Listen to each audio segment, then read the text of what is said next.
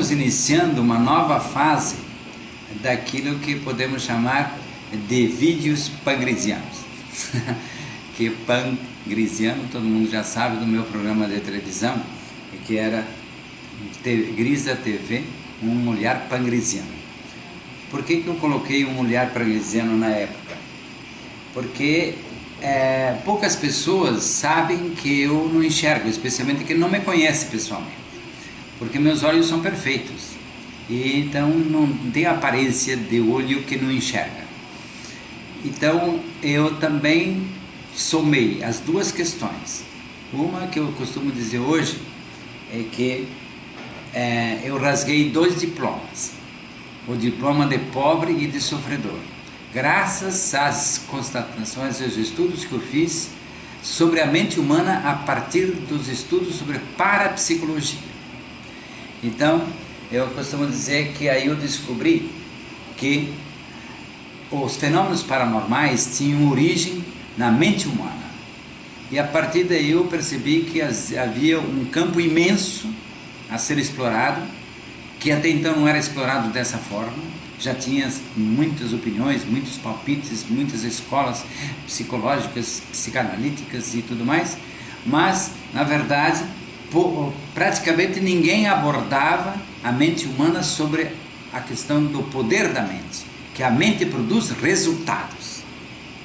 Isso eu consegui perceber através do estudo da parapsicologia, porque aí nós pudemos constatar que os fenômenos paranormais, desde as casas mal assombradas até os fenômenos chamados de curas espirituais ou de milagres, todos eles tinham um fundamento específico e dava para perceber com clareza que tinha origem na mente humana, porque o ser humano sempre estava presente quando ocorria um fenômeno desse. E aí podemos perceber que, por exemplo, nas casas mal assombradas, quem estava presente era uma pessoa perturbada. No milagre, era sempre uma pessoa que tinha muita fé, ou um grupo de pessoas. Então, a partir desses temas, eu comecei a procurar entender como funcionava a minha vida. Que eu fui filho de família muito pobre, da roça, então tudo isso me permitiu também começar a analisar como é que o Criador do Universo produzia resultados em relação à natureza, desde as plantas, os bichos, os insetos, os seres humanos e assim por diante. Então, a partir destas questões, eu percebi que o poder da mente pode transformar a nossa vida. E a parapsicologia é a ciência que mais profundamente estuda o poder da mente a partir de produção de resultados. Mais adiante nós vamos abordar esse tema com detalhes. Mas hoje, iniciando nossa nova temporada, podemos dizer assim, de vídeos, eu gostaria de realmente enfatizar essa questão, que sirva para todo mundo. Eu rasguei o diploma de pobre e de sofredor. Eu costumo dizer para as minhas pessoas que vêm fazer orientação parapsicológica comigo, eu digo, eu rasguei 2 diplomas, o de pobre e de sofredor. Mas também, recentemente, aposentei a lente da feiura e da cara feia, porque eu não enxergo mais com os olhos. Então, aposentei a lente da feiura e da cara feia, porque agora só vejo pessoas pelo espelho da minha imaginação. Eu só vejo pessoas lindas e simpáticas como o Fernando, o Edson e todos os que estão me ouvindo agora, que eu os imagino olhando para mim, que eu os imagino escutando, prestando atenção. Eu digo, se não prestar atenção, não adianta eu falar. Se não olharem para mim, não adianta eu fazer um vídeo. Então tudo isso eu tenho procurado associar e entender como tudo isso funciona de uma forma benéfica e construtiva. Então eu digo que desde que eu me conheci como gente, eu rezava para que a minha mãe não ficasse doente. Era a minha forma de buscar resultado. Depois, eu também tinha medo do diabo, então eu procurava evitar de desobedecer a mãe, coisa que eu valha, para que o diabo não fizesse parte da minha vida, especialmente como aquele que poderia me conduzir para o inferno. Então tudo isso passou a ter importância na minha imaginação desde a infância. Então, um olhar pangrisiano é a forma de eu olhar o mundo.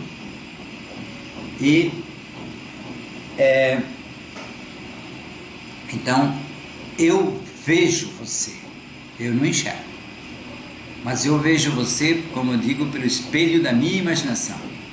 Mais ainda, com o tempo, como eu também estudei teatro, quase concluí a escola de arte dramática, mas depois eu fui diretor de grupos de teatro, até aproveitando aí que o carnaval se aproxima, nesse 2016, eu considero sempre as escolas de samba de Joaçaba, que agora são 4, são as minhas netas. Por quê? Porque em 1972, eu e a professora Dulce Queiroz, que era diretora do Colégio Celso Ramos de Joaçaba, nós criamos o grupo de teatro, isso com a auxílio, a colaboração também de outros professores, mas no final eu assumia a direção artística do grupo e eu que tinha a obrigação de ensaiar os atores. E aí então nós criamos esse grupo nesse ano de 1972.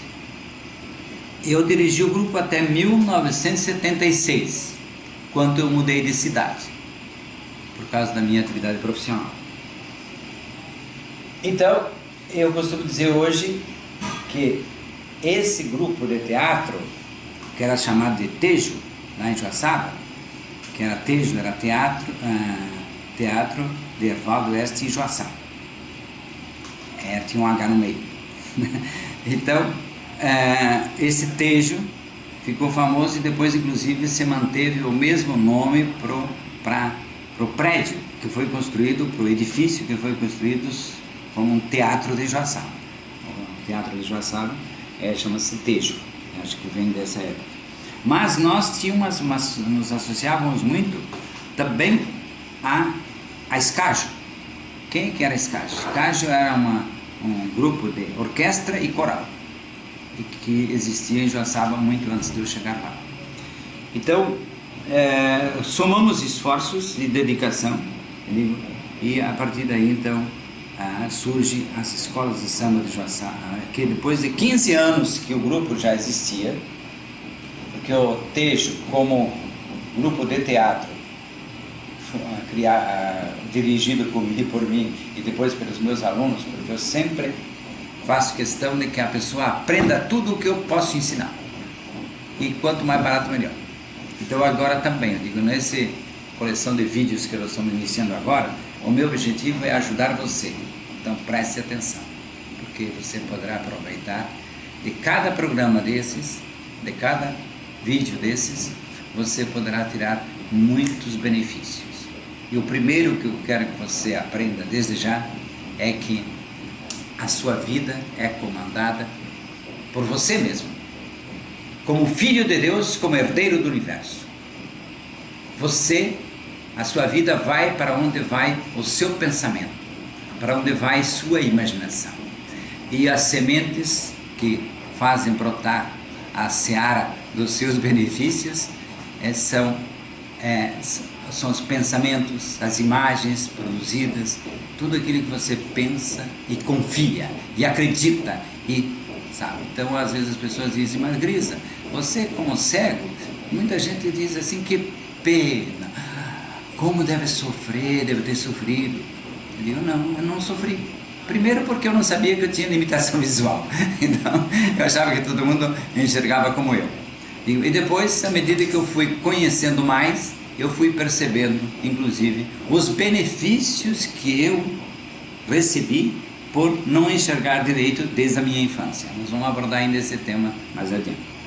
Bem, então eu quero dizer a vocês que preste atenção nas palavras. Então, nesse final desse nosso primeiro vídeo, eu gostaria de dar algumas dicas. Eu digo que eu sempre desejei fazer o bem para as pessoas. Eu posso dizer que sofri de bullying no meu tempo de adolescente, porque quando eu tinha quase 13 anos, eu fui estudar para padre. E lá no seminário, os moleques que eram candidatos a futuros padres, eles também eram pessoas como todos nós, né? Então, achava engraçado, às vezes, que eu não enxergava direito. Ou, mas acima de tudo, porque eu era magricela. E por ser magricela, eu ganhei 10 apelidos. Eu costumo dizer que o apelido mais chato era pau de vira-tripa. O mais ágil era minhoca elétrica. E o mais chique foi Visconde de Sabugosa. Então, eu entendia todos esses apelidos, porque o pessoal me chamava assim, cada um dentro daquela cultura que era da nossa região lá daqui do oeste, né? Embora eu fosse lá de Joaçaba, lá da região de Joaçaba, da região do oeste catarinense, então eu digo, mas era Santa Catarina, era sul do Brasil. Então tudo isso me remetia a entender os apelidos que as pessoas me davam. Só que como eu nunca liguei para o sofrimento, e tanto que eu sofria, não deixa de dizer que eu sofria, precisamente tinha pavor do diabo. Eu tinha pavor de poder um dia ser condenado ao inferno. Então eu queria salvar a mim mesmo e aos outros também. E aí foi um dos motivos porque eu fui estudar para padre, para salvar as almas para irem para o céu e não para o inferno. Quem é de formação católica, ou que conhece essa cultura católica, sabe o que eu estou falando. Bem, e quem não sabe pode procurar hoje lá na internet, né? Pode continuar a pesquisa, não só pesquisar os vídeos do Grisa, como outras coisas mais. Bem, então, eu costumo colocar que nessa época eu perguntei um dia para um padre, que era o padre Vitório de Almeida, que era mineiro, era o único padre brasileiro que trabalhava conosco naquele seminário. Os outros eram todos de origem, todos eram holandeses, não de origem, mas de pátria, e que tinham vindo ao Brasil para implantar essa forma de se pensar. E eles foram grandes mestres. E eu sempre agradeço a oportunidade que eu tive de ter feito o melhor primeiro grau, o melhor segundo grau, a melhor faculdade, que no Brasil ninguém fez um curso básico, vamos dizer assim, antigamente se chamava primeiro e segundo grau, hoje se chama básico, como que é? Bem, tem outros nomes. Em todo caso, eu costumo dizer então que este meu aprendizado, essa minha busca de ajudar as pessoas, fez com que eu percebesse que havia muitas maneiras para a gente somar para multiplicar, um ajudar o outro. Mas quando eu perguntei ao padre Vitório de Almeida, o que significa Visconde? Ele me respondeu, é título de nobreza. E eu perguntei, e o que significa nobreza? Ele disse, são pessoas ricas e chique. Eu gostei da ideia. E aí eu fui estudar mais. Aí ele me disse assim, o padre Vitório, quer conhecer o Visconde? Eu disse, quero. Daí ele me levou lá para a biblioteca do seminário e me deu um livro que eu tenho quase certeza que devia ser O Sítio do Pica-Pau Amarelo, do Monteiro Lobato. A partir daí eu digo que eu comecei a entender o ser humano, porque eu li toda a obra de Monteiro Lobato, e Monteiro Lobato sempre está presente, muitas vezes está presente nos escritos dele, que termina lá, a moral da história é essa, né? Então com isso, e também ele explica, ele nas suas histórias, ele mostra como o ser humano se comporta, e assim por diante. Então eu digo, ele foi meu primeiro professor, com as suas obras, de minha busca depois de entender o ser humano, que essa é a minha busca até hoje, buscar entender e colaborar com o ser humano da melhor forma e da forma mais simples e mais rápida. Por isso também me interessa começar esse nova série de vídeos que podemos chamar de vídeos pangrisianos, mas que também vai mostrar o olhar do Grisa. Olhar é como a gente percebe as coisas. Cada um vê o mundo com a cabeça que tem. Não adianta teimar com alguém que é fanático. Querer explicar para alguém que é fanático que existe outra forma de ver a vida, não adianta, é perder tempo. Vai me escutar. Às vezes prestar atenção. Eu aprendi muito pela capacidade que eu sempre tive, até era muito tímido, e por isso eu ficava escutando mais do que participava, do que falava. E eu digo, com isso, eu tive a oportunidade de realmente de aprender muito, e até hoje, embora eu seja um grande falador hoje, eu gosto de falar, mas acima de tudo, eu digo, graças ao teatro também, aprendi a falar, depois fiz curso de oratória e assim por diante, então fiz curso, eu fui o primeiro brasileiro a fazer uma terapia pela fonoaudiologia, com um livro francês com figurinhas brancas, vermelhas e pretas. Nesse livro eu treinei durante 1 ano e meio para libertar-me da gagueira. Várias técnicas foram feitas para poder libertar-me da gagueira, que eu fiquei gago aos 5 anos, depois de ganhar um susto. Por isso eu sei hoje que todo gago levou um susto, ou na vida intrauterina, ou durante a vida, mas especialmente na primeira infância. Bem, então o que eu poderia dizer para vocês hoje, que leia, estude, observe, analise, preste atenção no que se passa à sua volta. E por isso eu estava conversando há pouco com os meus 2 parceiros na produção desse vídeo, que é o Fernando e o pai dele, que é o Edson, que hoje cuida da nossa parte de informática. Ele estava dizendo para eles que realmente eu pretendo dar a minha contribuição para ajudar as pessoas, mas também fazermos vídeos mais interessantes.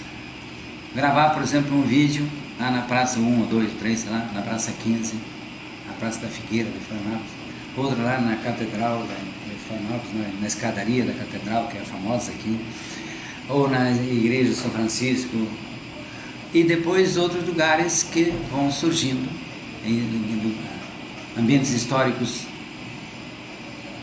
porque aí nós passamos ao mesmo tempo a mostrar a cidade, e também eu digo, eu vou querer inclusive fazer algumas gravações em ambientes onde eu vivo.